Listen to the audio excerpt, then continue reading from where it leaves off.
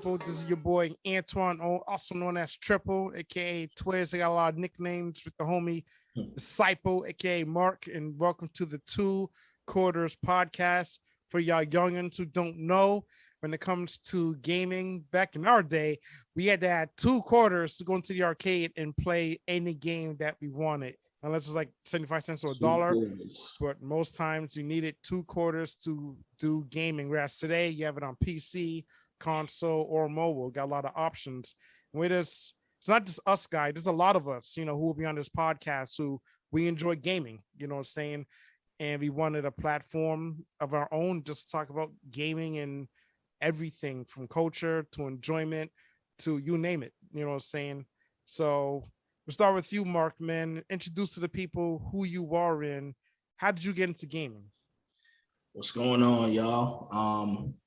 My real name is Mark August. I'm also a Christian hip hop artist. I go by the stage name Disciple DI. But it is no secret for anybody who knows me as a person, not as an artist, but as a person, that I've been passionate about gaming since I was like 8 years old. You said how I got into gaming? Yeah. Well, it's actually a funny story. Well, not a funny story, but the first video game I ever saw, ever witnessed, was when I was like 8. I went over to my cousin's house, and I'll never forget it. I walked in, and they were playing. All I saw was this image on the screen of a motorcycle riding through like the country, and they had this big, huge, like old school CRT TV, the kind of TV with the buttons on the right side that look like a telephone keypad. That's how you change the channel. This was back in the 80s. And I walked in and they were playing this game called Hang On the Sega Master System. So it wasn't too much longer after that my father actually bought me a Nintendo Entertainment System. He bought me an NES. That was the first console I ever owned. And I was 8 at the time.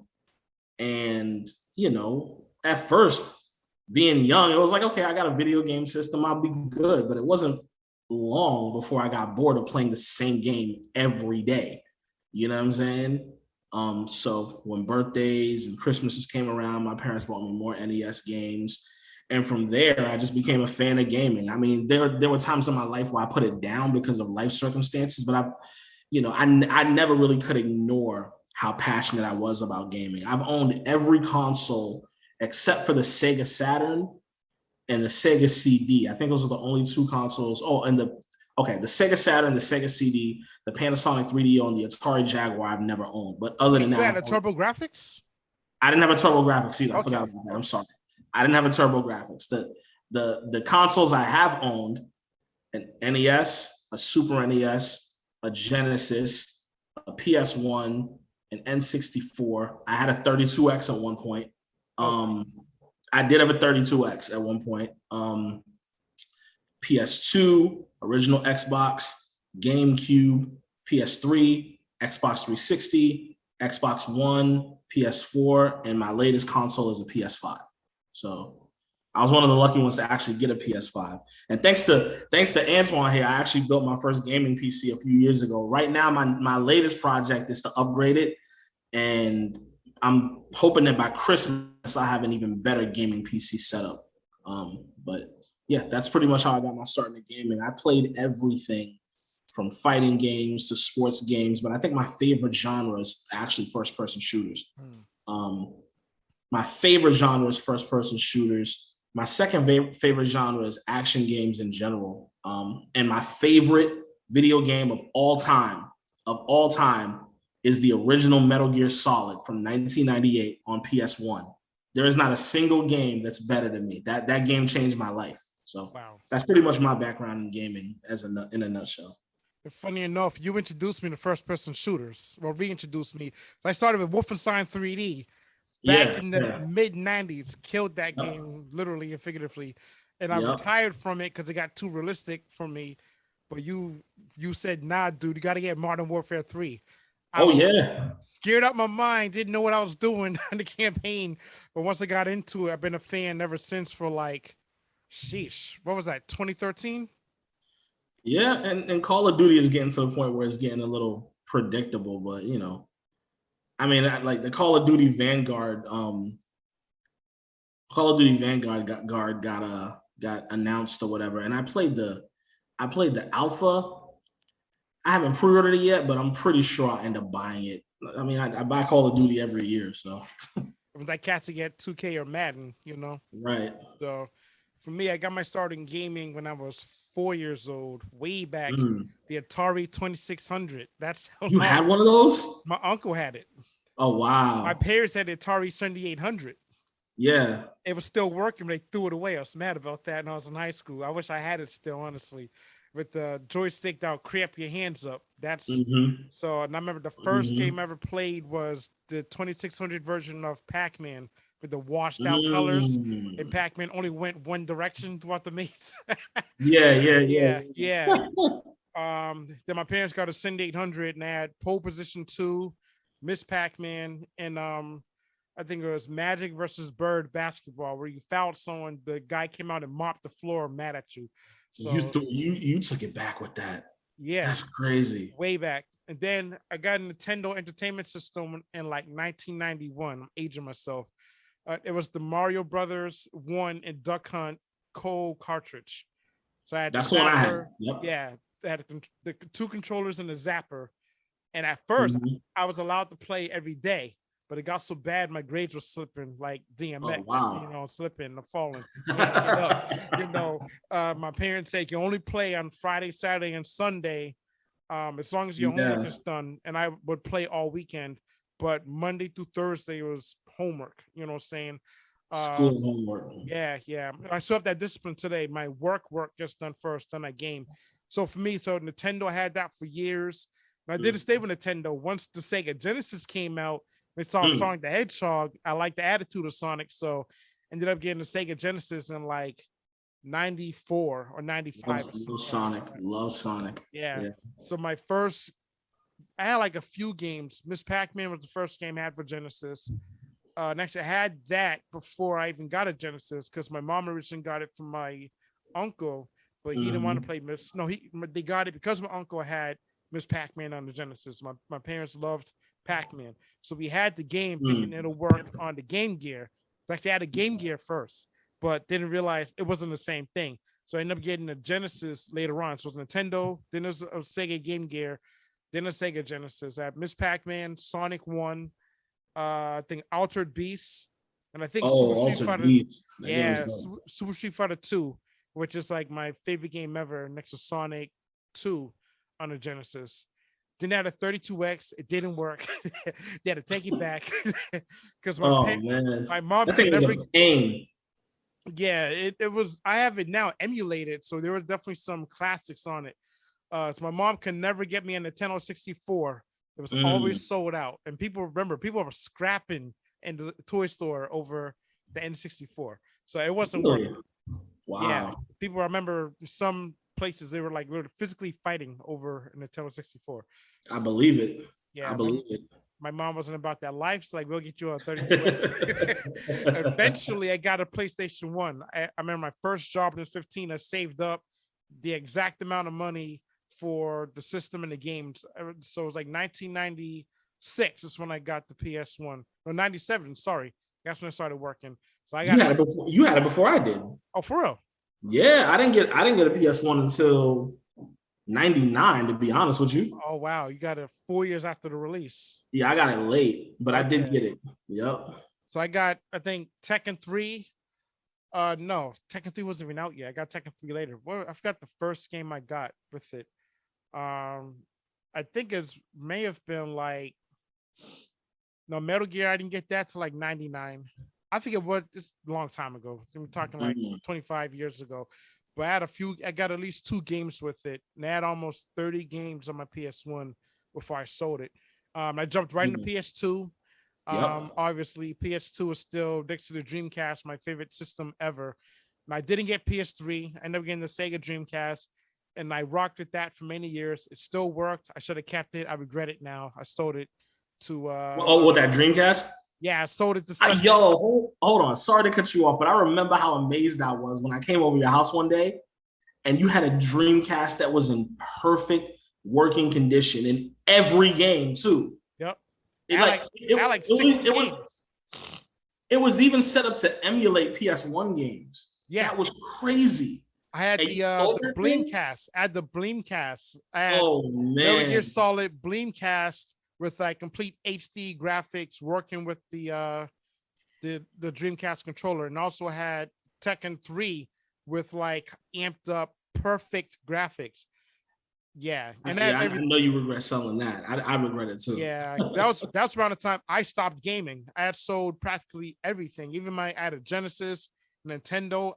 Now I wish I kept it. So when I got back into gaming, because you gave me the 360. Remember, you sold me your Xbox 360. Oh yeah, I was in a hard financial way, and I had to get some money fast, so I had to get rid of that 360. Yeah, I think I gave you almost $300-400 for that and all the games. That's when I got back into gaming. So me backtrack. So it was PS1. I had a Dreamcast through college and my early professional years. Got out of gaming, so I had to move out on my own. But when I actually was back in a stable place, I bought the 360 from you. And I still have all those games, but I have the updated 360 now. I still play it from time to time. And I went, so yeah, skip PS3 because PS3 was something for like $600-700, something like that at launch. It was like $6. It was never more than $6, but it was the original PS3, like the one with the bigger hard drive, was like $600. That was crazy. Yeah, nobody was paying that, and it was dying. It was worse than the 360. PS3s were dying more than the 360 had red ring. So it's like I'll stick with the Xbox 360 and went from that straight into a PS4. My old coworkers would clown me because I was still playing an Xbox 360 when the PS4 Xbox One was out. But I'm like, yo, that's mad money. But I remember I saved up like almost $600. I got a PS4 with like 4 games. I still have a PS4, but I ended up getting the PC gaming in late 2019. I came into a lot of money. And I spent about $1,500 on my setup now. And I got it on a President's Day sale. So it should have been about $3,000 plus, but I got it half off. Because you messed around and built a freaking melt machine. That thing is, the specs on that thing out of control, yo. That's crazy. RTX 2060, I think 8th generation i7. Forget some of the other specs. It could emulate, I think, up to about PS4. So it's pretty powerful. Wow. I do want to get like a Ryzen graphics card, but it's hard to come by those right now because of the graphics. AMD. So you want to replace your graphics card with an AMD graphics card? Yeah, either the AMD Ryzen, which is ridiculous, or the 3080 RTX, or something like that. By the way, those are hard to come by because of the graphics, or just the computer shortage. Just in general, it's even worse now than last year. So it's like, you know what? I'm good. It's more of a want than a need. So for me, it's like I'll wait until they're more in abundance and I can actually get one. It's actually funny that you say that. I mean, and this might help you out because this might be the route that I'm going, because I'm going to be building a PC soon too. like Micro Center. Someone in Micro Center told me that if you get all the PC parts except for the graphics card and take it to the service department, they can get you a graphics card. Oh wow. Okay. Yeah. But you have to take it to the service department and have them build the PC. Okay. I mean, for me, that's probably like another year or two out. So, I mean, my computer still runs everything I throw at it. Right. Like I'm playing Destiny 2 right now. I really got back into it heavy because of the Beyond Light campaign. So I've been putting a lot of hours into that. But now they have like 3 new campaigns, but you got to pay for every single one. I'm like, you got to be kidding me. So, that's crazy. Yeah, that's crazy. In fact, let's talk about that, yo. We grew up in the days where the game was complete upon launch, bugs and all. You know, even fighting games, some characters were cheap, and that's the way it was. Nowadays with gaming, like the young people are like, I mean, we're not old. I mean, we're only like 38, but still, you know, we came up in the days of gaming where there wasn't gaming patches, there wasn't any downloadable content, aka DLC. The game was what it was, you know, but there wasn't even any seasons. It was either because of Fortnite or I forget the game that introduced seasons to games now. Right. Like Tekken 7 dropped in March 2017. So I remember I was recovering from surgery still. I had foot surgery. I hopped on my way to the store and played that game for hours. 5 years later, they're still pumping out content for that game, which is crazy. Wow. That was unheard of. That's crazy, yeah. You know, it's unheard of. It's like you had the game and that's what it was, you know? Well, also too, when we were younger, you know, it wasn't really the digital age. So the digital age and the internet has made it so that people want microwave versions of everything. So companies realize that people constantly have to get, they constantly have to feel like they're experiencing something new. So that's why, you know, when AAA first person shooters and games come out, they'll be like, okay, new season. And also, I think the reason that, you know, games were complete when we were coming up is because, again, it was before the age of the internet and everything was a hard copy, right? So that means that if a developer was working on a game, they would have to get it to the point where it was 100% ready. Now, because the internet is so powerful, developers, you know, what happens is developers, they cave under the pressure of the shareholders. And the developers, you know, I'm pretty sure that most developers want to take their time with a game and bake it in the oven as long as possible before it actually releases. But then when you start getting the pressure from the shareholders and the people that are funding you, you know what I mean? You end up making the decision to put out a game before it's really ready to go out. I mean, let's just say we're all thinking like the biggest example of that right now is Cyberpunk 2077. My gosh. And the game is a good game. It's not a horrible game. It just needed more time to bake in the oven before it was released, because the game came with all kinds of bugs and issues on the PC version, and the game didn't even launch on current gen consoles. On console, it launched on the PS4 and Xbox One, and on the base PS4 and Xbox One at launch, the game was almost unplayable. And the fact that CD Projekt Red released it in that state, that's a tragedy, man. That's crazy. So no, it is. Man, I'm thinking of a few more games. Remember Sea of Thieves on PC and Xbox? I never played that, but I hear it's amazing. I mean, they even have crossovers with like the Pirates of the Caribbean. Really? Yeah. So they do a lot of crossovers with other properties that are like, don't be surprised to even see, for anime fans, One Piece characters make an appearance in Sea of Thieves. You got Luffy and this girl in the crew. But that game wasn't complete when it was released. Right. Street Fighter 5 is another example. I'm a huge Street Fighter fan. Yeah. But it wasn't even worth it. There was no arcade mode. You know, the online, it was weird. I bought that game at launch and there was no arcade mode. I'm like, where's the arcade mode at? Yeah, and online it's still okay. It's not the greatest, you know. Got you. Or like even Marvel vs. Capcom Infinite. it Oh, that had game was the horrible. it had the potential to be good because they just had a Capcom just got the license back with Marvel, but they spent so much time on the goofball story that the game itself isn't as solid as it can be. It wasn't even a 3-on-3 we were spoiled with Marvel's Capcom 2 and 3. You know what I'm saying? And they had that stupid gem system for Marvel superheroes, which we didn't want that, you know? The Marvel superheroes wasn't a bad game, but I don't think No, it, that it gem wasn't. system. It doesn't I work wanted it, yeah, for yeah, MVC. You know what I'm yeah, saying? yeah. So I mean, there's more games we can talk about that. In fact, yo, if you want to go back to the old school, remember ET?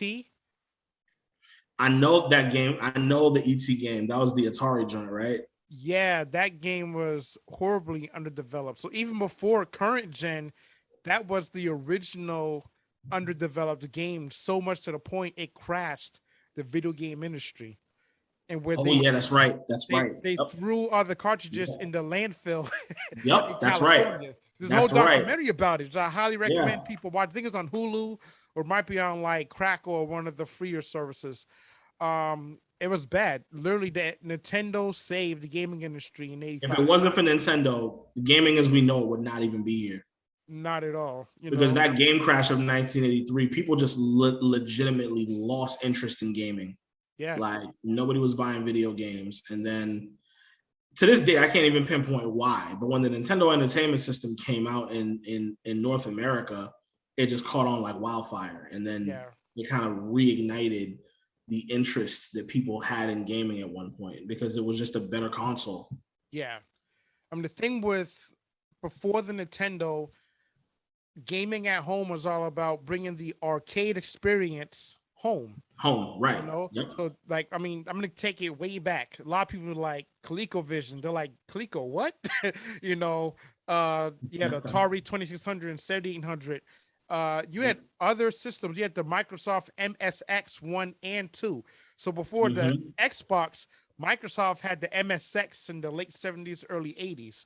And these were all systems that focused on bringing the arcade experience home. In the mid 90s, so before I jump ahead, so when the gaming industry crashed, Nintendo created the whole idea of the home console. You know, it wasn't about bringing the arcade home. It was like, no, these are games created for the home. So you had Mario Brothers, well, Super Mario Brothers. You had Mario Brothers, which was an arcade game strictly, but still fun. I can play that game for hours, you know. Yeah. But then Super Mario Brothers took Mario and Luigi out of Donkey Kong and Mario Brothers, and now they're in this fictional Mushroom Kingdom and they're saving the princess. Typical story. Right. That game is still hard to this day to play it straight through. Mad hard. I did it like I've only completed it like I think a few times since I was a kid, and I haven't touched it since. Yeah, I've tried to play it a handful of times this year. I'm like, yo, this game is so hard. I don't know how I did it as a kid. Even the Batman or the game on NES, remember? Your favorite. Oh, I love that game. That game is hard. It's incredibly difficult, but I love that game. Ninja Gaiden is another one. Oh my God. I've never beaten a Ninja Gaiden game on NES. I did beat Ninja Gaiden 1 and 2 on Xbox though. I did. Even Mega Man. I suck at Mega Man. Yeah, I've never completed a Mega Man game. Those games are so difficult. That's the other difference with games from when we were kids to now. The difficulty level was ridiculous. Oh yeah. You know, if you weren't up to the challenge, games would chew you alive. Crazy. Yeah. There was many a times in Street Fighter 2 when M. Bison will keep beating me for 2 hours in a row, and I wanted to throw my controller against the wall, but I had better judgment because my mom would get mad at me if I threw my controller against the wall. But yeah, you know, that's why games like Cupman for Xbox and PC, that's why the game is so difficult. It harkens back to the day when games were just ridiculously hard for no reason. Right. You know? Whereas like PlayStation introduced the save point. Well, the PC games introduced it, but PlayStation brought it to like the home console. Yeah, with memory cards. Yeah, people are like, memory what? It's like, yes, there was a time where you had memory cards and you kept them in a safe space to save your progress. Like it was pointless to buy a PlayStation if you didn't have a memory card because you were never going to complete a game. Exactly. And it's also necessary for games like Tekken or fighting games or any game because you stored extra characters, or games Right. like the old school SmackDown wrestling games before there was WWE 2K. You would create your characters, all four of them, on the Mhm. first one, but you saved them on the memory card. If not, it was a waste. You would lose your characters, you would lose your progress. You know what I'm saying? It was a different time. Yeah, You it know? was definitely a different time. I mean, as I love gaming now and how far it's come, but there are times when I kind of miss the simplicity of retro gaming. You know what I mean? Like just the simplicity of it. Like some of the greatest games I've ever played, I played in the 90s, Hmm. to be honest with you. Um, like Metal Gear Solid, for example. Up until I played Metal Gear Solid, the first Metal Gear Solid, every video game I had ever played was pretty cut and dry. You know what I mean? Like there was a premise, you go from level to level to level and you beat the game. Not that that's bad, but that's just what it was. Metal Gear Solid was the first video game I ever played that had a deep story, a rich narrative, and full motion cutscenes. Yeah. I'd never seen anything like that in a video game before. Like full voice acting, and the story was just incredible. I think that's the one video game I've beaten more times than any other video game I've ever played. Like it's just incredible. And then that was kind of the first thing that kind of ushered this wave of video games with really, really good stories. I think that's another thing that I think that gamers need to be aware of is at this point, gaming is not just a novelty anymore. Video games they're a medium of real art. You can tell real stories. You know what I mean? Just like people who write movies. You can tell real stories through a video game. Only difference is when you're playing a video game, you're actively participating. When you're watching a movie, you're passively participating. You know what That's I'm true. saying? Like So you sent me the documentary about Metal Gear when it started on the Microsoft MSX. yeah. Yep. Yeah, so people can get their hands on, well, if you can find a Microsoft MSX and not blow your bank account, or I've never even seen one of those. I've seen a picture of it, but never actually seen Yeah. it. Even in the throwbacks with like Sudden Impact or Replay, shout out to them here in Massachusetts. Right. I've never seen a Microsoft MSX 1 or 2, but seeing like how even on that was an 8-bit console, and the Mm-hmm. storytelling he had on that, even Ninja Gaiden, the cutscene at the Mm. beginning is amazing. Like, Oh wow. yeah, Ninja Gaiden had cutscenes on the NES. I remember. Yeah, yeah. But Metal Gear Solid literally changed the gaming industry.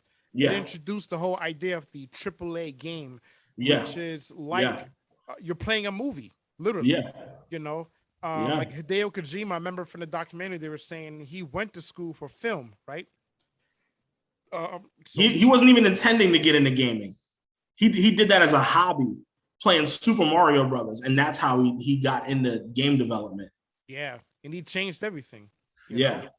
But I mean, I'm not gonna lie. I'm trying. I'm replaying Metal Gear Solid now. I'm gonna beat it. How are you? Wait, how are you? Oh, on RetroArch or something? Yeah, I'm playing it through RetroArch because with RetroArch you can actually have achievements as well. Okay, got it. Yes, so I'm playing it. I'm motivated to also not only beat it but get all the achievements through retroachievements.com. Highly recommend Gotcha. it. Recommend people if you do game emulation, definitely get an account with Retro Achievements. It just brings gaming in line with the modern day idea of you're gaining achievements as Getting you play. achievement. Yeah. Yeah. So it's extra incentive because Metal Gear is hard because if you don't save, was it Meryl, right? The female soldier, you get the bad ending, if I'm correct. Yeah, you get the bad and spoiler alert for anybody who's watching this. If you ever play Metal Gear Solid, there's a part where you're being tortured. And if you give into the torture, one of the main characters that you come up with dies and you get the bad ending. But if you survive the torture, the character survives and you get the good ending. But yeah. In fact, Metal Gear Solid's on the PlayStation Classic, right? Yeah, it is. It's the one reason to own a PlayStation Classic because I heard that mini console is garbage. That's what I've heard. Yeah. So I mean, if people don't want to go the emulation route, feel funny about it. That in itself, that's we should do an episode on emulation. Yeah, that's a whole nother episode. I don't A have a whole nother problem topic. with it. So if you've owned the game or if it's hard to find, I don't personally have an issue with emulation. Right. If you're doing it and you're reselling it, I'm not cool with that. Don't resell it. It's like, come on, man, that's not cool. Wait, you're getting emulated games to resell them? Yeah, people like selling ROMs. I don't agree with that. It's like, don't resell the ROMs. I don't. The other thing is, who would actually buy it? You could find the ROMs for free online. Exactly. But unfortunately, there are people who actually will buy the ROMs. Unless you like the actual company, like Nintendo. Yeah. I mean, I feel funny about you're reselling a 40-year-old game for like $60. Like, come on, man. Though on the Switch, you can get the if you have an account, it's like what, $15 a year. You can play classic NES and SNES games on the Switch. Wow. Which I do. I play those on the Switch every now and again. But back to the main part of the conversation right now, it's just like games like Metal Gear Solid changed the way gaming is. Shenmue, for those who remember. Oh my God, Shenmue. Yeah. Shenmue. That brought it to a whole nother level. The game's 20 years old. Shenmue 3 dropped, was it late 2019? I still have to get to beat it. Just the game is so long. I haven't had time to really play that game in depth yet. But Shenmue changed the whole idea of gaming because you would wake up, you would train in the park, you would talk to mad characters, fill out a journal to try to figure out the next clue. There was a day and night cycle. Yep. Get a part-time job. You had a girl who you had a crush on and she liked you. Spoiler alert, they don't get together, but you can actually call her the middle of the day at her job. You had to like rescue people. You would fight against gangs. You could go to the bar at night after work. Have a drink. Yep. Go to the arcade and literally play games within a game. I'm like, yo, Shenmue was amazing. That's how you get Yakuza. The crazy thing about Shenmue is that everything you just described, Shenmue made it mandatory to go through all those things before you even progressed. Most games make those things optional. Yeah. Shenmue is like, no, you gotta talk to people, you gotta talk to your girlfriend, you gotta like it's almost like virtually you're living an actual life. It's crazy. Yeah. And Shenmue, a 24-hour cycle in Shenmue took an hour to play through. And then, so just to give people perspective how long, and this before 30 hours plus was the norm in gaming, Shenmue introduced this concept. It took me I was on spring break, and it took me the whole week, about 8 hours a day playing Shenmue. So 8 times 7, that's like, I'm just like at math, 40, 48, 56 hours. It took me about 56 hours to beat Shenmue. To finish Shenmue? Yeah. I literally would play every day for 8 hours. And that was like 8 days in Shenmue's real time. Yeah. So that's how long it took me to beat Shenmue. So that was 20 years ago on the Sega Dreamcast, ahead of its time. But now, like I said, that's just like a drop in the bucket. Like, we used to have a Destiny 2 before we started recording. Destiny 2, hundreds of hours of gameplay. That's just the campaign. We're not talking side missions. We're not talking not even the DLC, just the main campaign. Exactly. Even like Horizon Zero Dawn, which I still have even barely scratched the surface with that.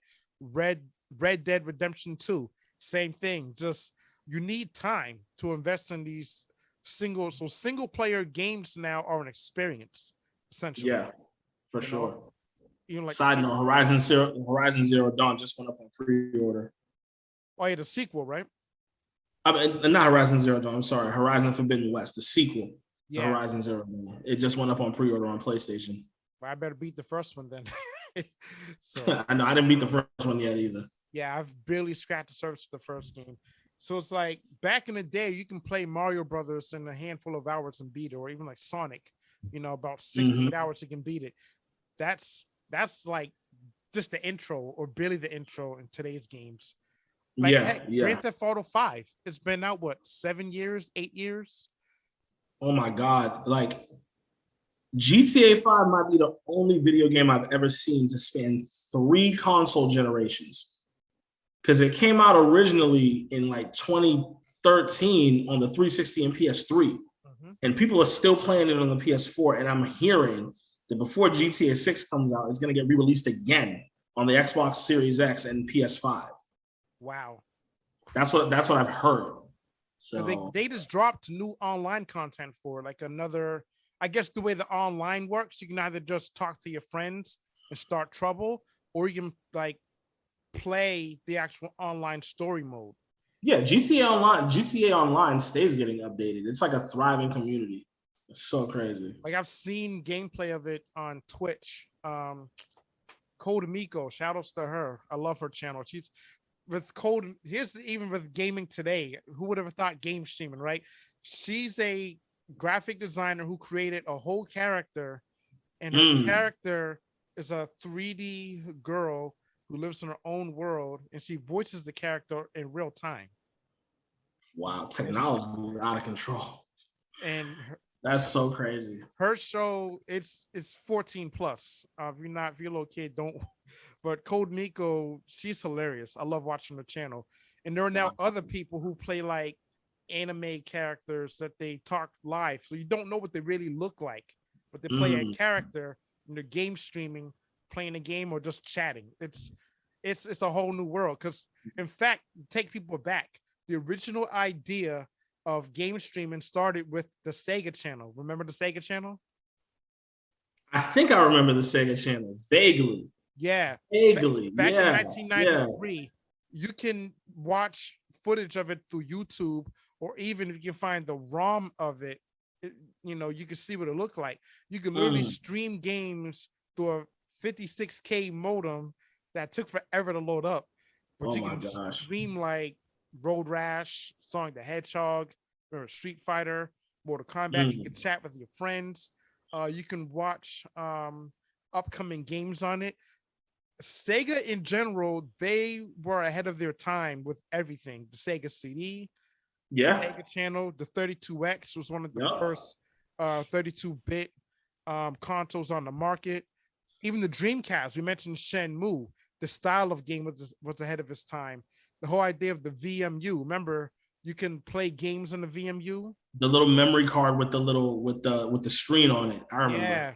The Dreamcast really was ahead of its time too. Yep. The Dreamcast was dope. Even had a built-in microphone. Yeah. You could be like, we talking to people. Or remember the game? What was the game with the weird fish character? Seaman. Yeah. Like he could actually communicate with you. You had to clean his tank once a week. I saw a commercial. I'm like, what kind of game is this? I had it. That game was weird. I tried it, but I didn't play for a full 2 weeks. I logged back in. The tank was completely dirty and they died. Oh, gosh. Another time I played it, he got mad and he swam away. He evolved and swam away since I didn't communicate with him enough. So it was ahead of his time. The only thing I didn't like about the Dreamcast was they had a lack of action titles. They had an overwhelming amount of fighting and racing games. That's why I loved it. Fighting, sports, and racing, you couldn't go wrong with the Dreamcast. But anything like Metal Gear Solid, those were hard to come by on the Dreamcast. But other than that, Dreamcast was an amazing console. Yeah, I mean, if you wanted action games, you really had Sonic Adventure 1 and 2, Shenmue 1. If you had the Dreamcast console that can like play like bootleg games, you can get the European version. I had the European version of it. I was able to side load it essentially. I spent all my time on Dreamcast really playing 2K. Like the early 2K games. Those like we used to 2K and Soul Calibur. Me and my cousins used to go ham on those like all day. Yeah, I remember it's funny. Back in the day, it was like, it's so realistic. We look at it now, it's like, man, that game doesn't even look like it's dated. Yeah. Now 2K today, that looks realistic. Yeah. Like graphically, the face motions, the way they play, even the commentary, you can put it on simulation. You would think you was watching a real game. That's a fact. Yeah. That's a fact. I'll be honest. I think 2K back then was more fun. Yes, no, I agree. Like, I have those memories of bringing my Dreamcast to my boy's house and bringing my Dreamcast to my cousin's house or going to my cousin's house and him pulling up his Dreamcast and like, but you got to remember, it was a simpler time in life. This was before, we became adults and had responsibilities and worries, and we're always worrying about like, feeding ourselves and paying rent and stuff. This was a simpler time where we could just go and spend hours in a day in the summertime just gaming, right? Like I can remember just being up in that room with my cousins for hours, and we're just doing a little tournament on 2K. Like, yo, you gonna like, you know what I mean? Like, yo, I got winners. Like, when you lose, pass me the sticks and we getting it. So yeah, good times, man. Yeah, I remember the one time I went to your aunt's house, right, for Thanksgiving. Yeah, her house was huge, mad rooms, and we was playing 2K for like mad hours after we ate. Yeah, that's all we did. That's all we did when we had like during the Dreamcast era. Yeah. It was just 2K. Crazy. For me, that was Soul Calibur, my freshman year of college. We would, after school, after classes were done in Northeastern, we would just play Soul Calibur for like 4, 5, 6 hours. Even the girls played Soul Calibur. Like literally, we just like whoever was the winner, they'll hold on to the controller. Right. I remember one time I was smacking everybody. The controller was going around. So somebody picked. People realized Nightmare was dumb cheap. So to get me off the sticks, they picked Nightmare to beat me. Oh my gosh. Nightmare was the Eddie Gordo of Soul Calibur. Nightmare was that the guy with like the huge broadsword or yeah, him and Siegfried. So yeah, Siegfried. So Nightmare was like another version of Siegfried. I remember. Yeah, yep. And Nightmare was more powerful though. Wow. Yeah, so Nightmare was he's the Eddie Gordo of Soul Calibur. Because remember, Eddie Gordo gives button mash and beat everyone. Yeah. But if I actually learned how to play as Eddie Gordo. I actually learned his combos. And people who hate me actually knew how to play as him. They thought I was button mash. I'm like, nah, I know exactly what I was doing. It's because you're right. Even back then, when I had more time, I would master the combos in Street Fighter or Tekken or like Mortal Kombat 3. I ain't got that kind of time now. It's like to be in training mode for hours. I'll barely get through playing through a game once. Same. I have games. A lot of times. This is why I've slowed down and buying so many games. I have games that's still in the packaging. I have games that I've downloaded that I haven't even touched yet, so I know. Yeah. Like I have Legend of Zelda Breath of the Wild, which is Game of the Year on the Switch, I think 2019 or 2018. Never played it. I've had it since. I heard that game is amazing if you're a Zelda fan. Yeah, I've had it since probably January last year. I think it was my birthday present to myself last year, pre-pandemic. Still in the plastic because I just don't have the time. Right. So, right. Yeah. So I mean, that's the thing with gaming today. It's like, if you're an adult, you do it, because it's a hobby, But then now is also, we talk about game streaming. It's also the era of the professional gamer. Yeah, literally. Like I follow a few Call of Duty gamers like Dr. Disrespect, Nick Merckx, Tim the Tapman. For example, Tim the Tapman, he just left Twitch, right? And he has like a multi-million-dollar YouTube gaming contract. Wow. Like that's crazy. Him and Dr. Lupo just signed exclusive contracts with YouTube. And YouTube got out of gaming, but they're getting back into it because people are now leaving Twitch for different reasons. That's a whole nother podcast in itself. That's a whole nother conversation. Yeah, Twitch is interesting. I love Twitch still, but yeah. We'll talk about that another time. But people are now jumping onto either Facebook or YouTube for gaming, and they're making millions of dollars. Who would have thought you could be a multi-millionaire? Like Dr. Disrespect is a multi-millionaire. This dude does gaming. And it's funny, he'll wear a wig and a fake mustache.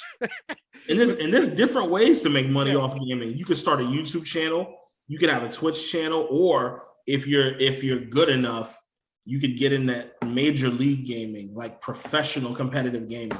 Yeah. Like people do it with Counter-Strike, they do it with Call of Duty. You know what I mean? I'm pretty sure they probably do it with every major first-person shooter. Yeah, they do with Valorant, Fortnite, Overwatch.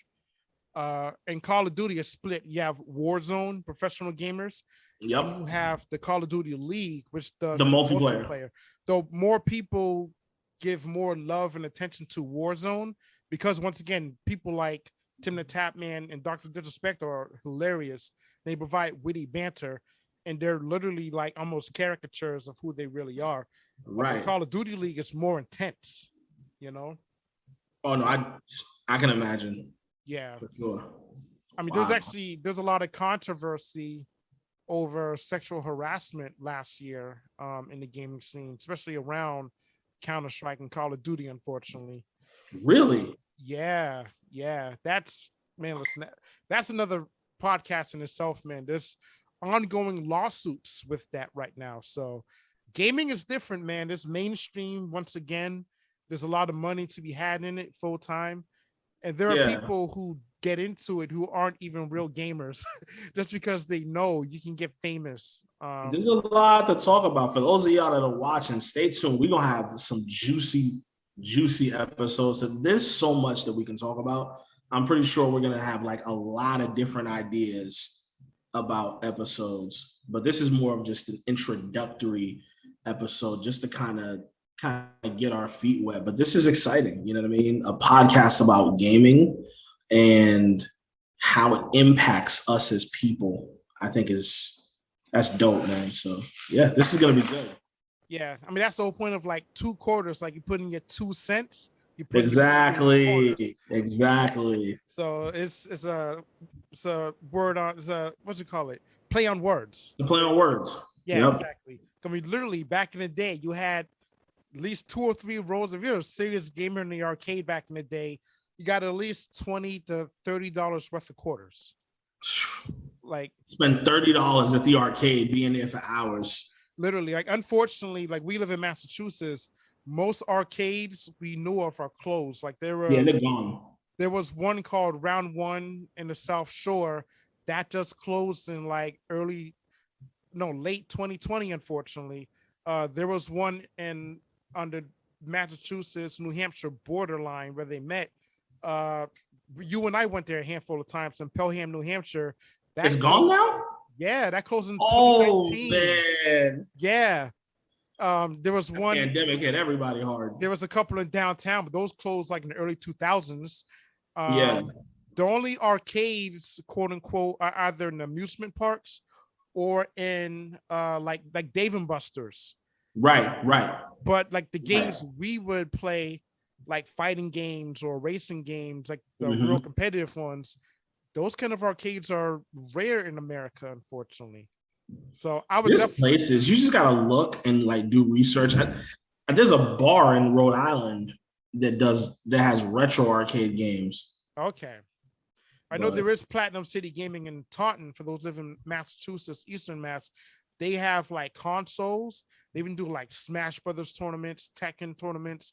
I believe it. But I've yet to check them out. But they also even have the latest arcade cabinets. So they're on my radar to check out one of these days. I believe it. I would love to have an episode talking about Japanese culture. It's still on my radar post-COVID to go to Japan for like 2 weeks at least. Because they have whole towns that are just gaming. Just arcades, pretty much. Literally arcades. They even there's a Nintendo restaurant where you can order like a dessert and it looks like a power-up mushroom. But it's a cake. Are you kidding? No, I'm not. It's a Nintendo restaurant. I might have to go with you when you go on that trip. Hey, save up a few G's, man. I just make it happen. I might have to go with you because I've always wanted to go to Japan too. That's crazy. They have a Nintendo themed amusement park in Japan, but they're opening one in Florida next year in Universal Studios. It's all Nintendo. It'd be called Nintendo Land. So instead of like go-karts, it'd be Mario Kart go-karts. Stuff playing like Mario Kart in real life. Yeah, man. So only thing that's missing is the turtle shell where you can shoot it on the carts. Exactly. So yeah, man. This is this is just the introduction, y'all. There'll be more down the line. We'll try to do this weekly to every 2 weeks, you know. And like I said, there'll be more guests. Like we're the main dudes, but we'll have guests on it, men and women who are gamers and kids to talk about gaming. I said, like Mark said, we'll get into even some of We'll the get into heavier- a lot. Yeah, we'll get into light stuff, fun stuff, and even heavier stuff. You Mhm. know, because there's a lot. Gaming isn't just something that unfortunately, what's it called? It neck beard having, mouth breathing, living in Right, mama's right, basement, right. you know, with Cheeto stains on their shirts. Nah, gamers come in all shapes and sizes and backgrounds. And that's another thing I want to say too. And I want to do this episode at some point, Twiz. I definitely want to do an episode about the common misconceptions that non-gamers have about gamers. It happens so much. Like, and it's more than it's more than, you know, the stuff that you just described. There are a lot of common misconceptions that people who don't play video games have about people who play video games. So yeah, this is gonna be a good experience, and I'm looking forward to it. It's gonna be crazy. Because video games aren't a waste of time. It's just a hobby. You know, like Mark and I would tell you, we handle our business first. Like Mark's married, I'm not, but Mark focuses on his family first. You know, saving his money. You know, he had this music ministry. You know, in this ministry in general. You know, and he works a day job. But when he has free time, he's gaming. You know, that's a fact. You know, I was playing before, but I mean, this morning early, what was I playing? I was playing the DLC, the new DLC for Ghost of Tsushima. I gotta play that game. That you're gonna, if you're into like Japanese and samurai culture, you'd love Ghost of Tsushima. I think it's on PS Now right now for streaming. Is it? I think it is. Okay. Yeah, I'm gonna have to jump into that. Yeah, man. So yeah, for me, same thing. Like I have a lot on my plate, you know. But I tell people when I have downtime, I game. It's relaxing for me. Mm-hmm. Even the most intense thing, like Call of Duty looks intense. For most people, they don't think it's intense, but for me, that's relaxing. Or like I was playing Destiny 2 to like 2 a.m. the other night. It's just relaxing, taking out hordes of bad guys and being a hero in the galaxy. You know what I'm saying? Or like playing Injustice 2 when you're playing as your favorite DC characters. Or I actually really like that game, Injustice 2. Yeah, that's doing that TMNT. What? I geeked out, man. In 2018, they dropped TMNT. And the rumor is NetherRealm was working on a Marvel fighting game. Really? Yeah. Like strictly Marvel. Yeah. But wait, didn't Capcom get the rights to Marvel? No, Capcom doesn't have the license anymore. I thought they regained it. Nope. Recently. No? After Marvel vs. Capcom Infinite, they don't have it. Unless you know something I don't know. But last I checked, Marvel has a deal with NetherRealm. At first, people thought it was going to be a DC versus Marvel game, which I want that to happen. But DC versus Marvel, that would be crazy. There is an unofficial DC versus Marvel Mugen PC fighting game, but we'll talk about it another time. I love Mugen. Mark knows I've been doing Mugen since 2014. I'm a Mugen hobbyist. That's the joint. That's the app or the game where like you can throw literally anybody into your own custom made fighting game. That's crazy. I literally have a build of 800 characters from every fighting game, anime, and comic and movie you can imagine. So, but anyways, this lane is playing. We can go on for like another hour. So, facts. Yeah. So we'll be back next episode. Don't know what we'll be discussing yet, but we'll have more of an actual focus the next coming episodes. Oh yeah, don't worry. We'll have a lot of stuff to discuss. Like I can tell you right now, Twiz, I'm gonna send you a bunch of ideas of stuff I think we should talk about. So for our viewers, if you're into gaming, know that this is gonna be a podcast that you're gonna want to look forward to. Believe me. Yeah, we'll be on Mixcloud, YouTube, Spotify, Google. I mean, any place you get your podcasts, you know, Overcast.fm, Anchor, we'll be on it, you know what I'm saying? Rather do audio or video. So definitely follow us. And yeah, be more to come. So let's do it. Till next time, we'll continue to put our 2 quarters in. Peace.